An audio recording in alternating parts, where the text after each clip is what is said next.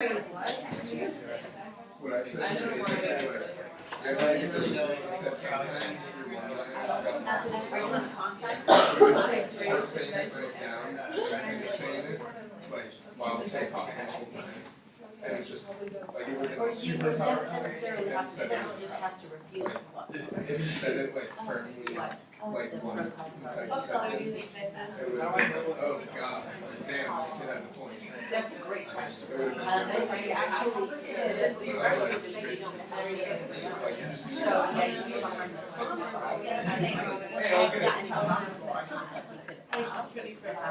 Do I need to turn this on? I think sometimes, yeah. I don't know, last time it wasn't I like talked to him, okay. he was chill. That's Like, we had a coffee, and he was like, so, you want to talk about alcohol or weeds? I got rid of And, you know, the thing is that, one of the things that you want to do is hung out for an hour. designing about evidence. Just know what you're doing. Okay, so rethink it a little bit and try to say, okay, this is my argument, how will it be? So you can use language I'm studying for my midterm right now, or my final. Shouldn't be too hard, but like classes. I mean 1 to 6.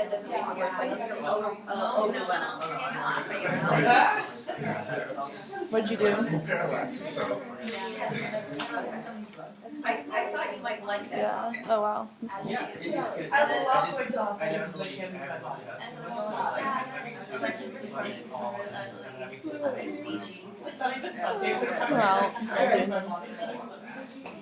Well, Let me see what it feels like to be I thought it was. Yeah. What were you saying? And you're doing I know, I literally woke up the next morning and I'm like, oh, I just came. What did I say?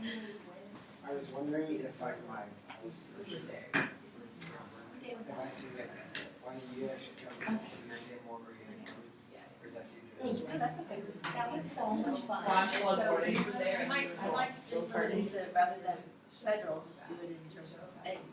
You can do it here for the state. Yeah.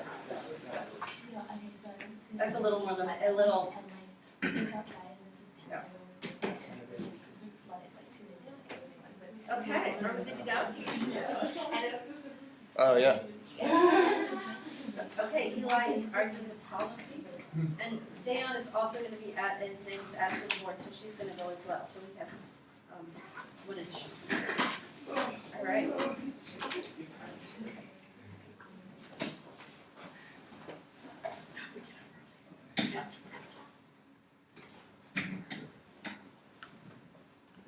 We are chemical creatures. Some would argue our every motive is regulated by chemical signals in our brain. Things like dopamine and serotonin push us to eat food, reproduce, and do drugs. Naturally, as drugs became more available in the 1960s, public health became a large issue. The response of many policymakers was to wage a war on drugs. I'm here to clarify the misconceptions that Reagan and Nixon based this policy on. Research now suggests that addiction is an illness, not a malevolent act that can be punished out of someone. This new modern view of addiction suggests that a policy change is needed for drug use. This is only compounded by the tragic consequences of the drug war started in the early 70s by Nixon. Not only is our current drug policy failing to stop addiction, but it has also led to war in Mexico, rampant racial discrimination, and great economic costs. The current drug policy was installed in 1971, when Nixon first used the term war on drugs. Reagan, among other U.S. presidents, expanded this war. Nixon's policy was based on the idea that addiction could be punished out of someone. Nixon's assumptions were catastrophically wrong. I'm going to explain just a few reasons why the war on drugs was a failure, and why we should change to a new policy. The first point I'll go over, and perhaps the most overlooked one, is the violence in Mexico caused by the war on drugs.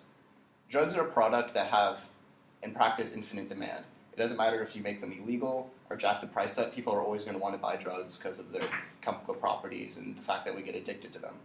So when the United States made them illegal, it opened up a huge black market in Mexico, where drugs were manufactured and sent across the border.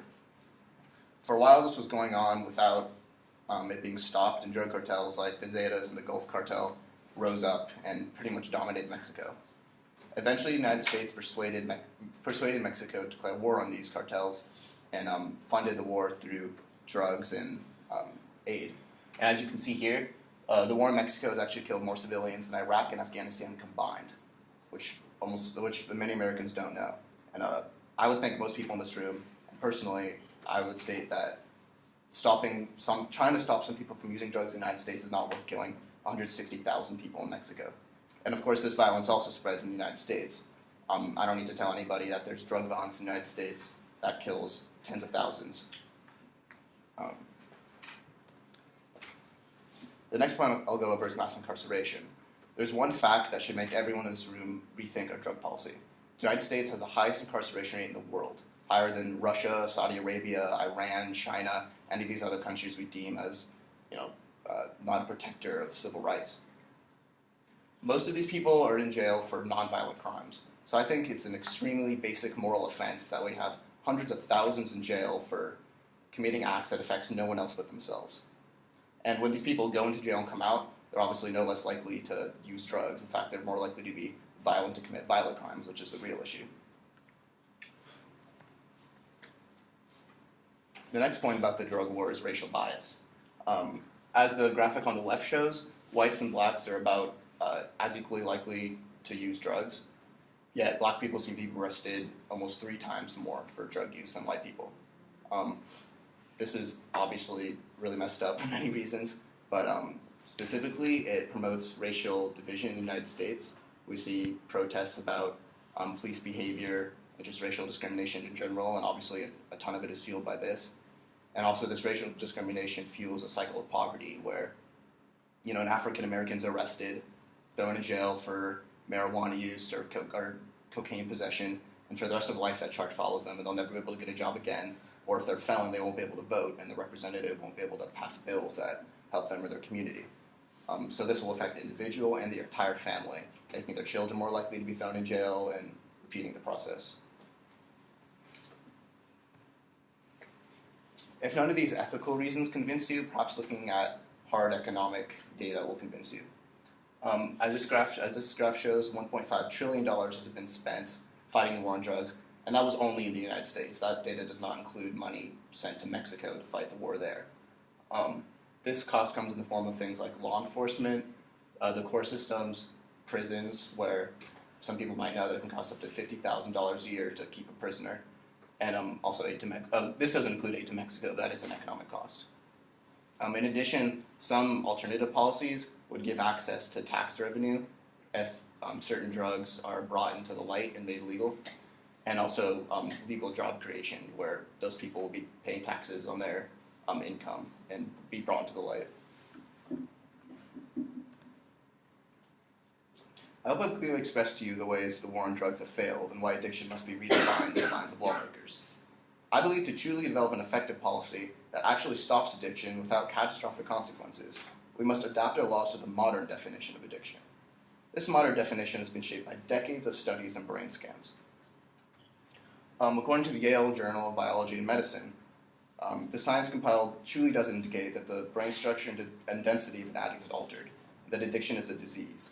And like any disease, throwing disease into a prison will only make the situation worse. Here are some key changes we must make as a society to prevent addiction and drug use. Treatment must get to the cause of the problem, not punish the drug user, further isolating him or her from society and making them more likely to use drugs. One example of policy that has seemed to work is the drug policy in Portugal. Portugal had a horrible heroin epidemic, where almost 1% of people were addicted to heroin, and there was rampant HIV and drug deaths. Portugal had the highest HIV rate in all of Europe due to their heroin use. And then in 2001, they decriminalized all drugs. They didn't legalize all drugs, so that if you were caught with small amounts of heroin or marijuana or cocaine or other drugs, you wouldn't just be arrested, thrown into jail with the rapists and kidnappers and murderers, but instead you'd be put into treatment facilities and basically be treated as someone who's sick rather than a criminal. And this basically makes people feel like society cares about them. And that alone will make someone more likely to stop doing drugs. if they feel like there's people out there that are there to help them. So not that Portugal is necessarily just like the United States, because obviously the United States is much more diverse and larger, and people are really used to their personal freedoms here. But we can look at the policy as Portugal as an example, especially for specific states. And then here in the United States, we are all familiar with the legalization of marijuana in Colorado and Oregon. And their marijuana use hasn't gone down, but this is an example of some of the economic benefits of slight changes to our policy. Here you can see the revenue these states are making from marijuana use, or from marijuana sales, and this is only going up. So there are many things you can do to fix this problem. The first is to vote in referendums. California, we're lucky to live in a state where a lot of referendums are put forward, which are basically bills that are voted on by the people instead of our representatives. The recent medical marijuana bill is a referendum, and if recreational marijuana comes around, it'll probably be a referendum in California. Also, we can alter our drug policy by choosing who we vote for. We should be voting for politicians that understand that addiction is a disease and not a crime that needs to be punished. Namely, this usually means voting for Democrats for this one specific policy, if we're going to be honest. We should also vote in a way that promotes stability for the poor. It's kind of a hard way to look at it because it's the more difficult thing to do, but really the only way we're ever going to stop addiction is if we decrease the amount of people in the United States that feel like they don't have a support system, they don't have people that love them, they don't have things to do, they don't have a job. So if we make sure that more people feel like they have a role in society, then drug use will go down. And that's really the only way to permanently solve the issue. The next thing you can do is more a cultural difference. We need to perpetuate a culture that doesn't shame drug users and make them feel isolated and unloved. If you run into someone, if you have a family member or loved one that is an addict, instead of getting mad at them, making them feel worthless, you should talk to them, let them know they're loved and that you're just there to help them. And I think that's the most important thing. Thank you.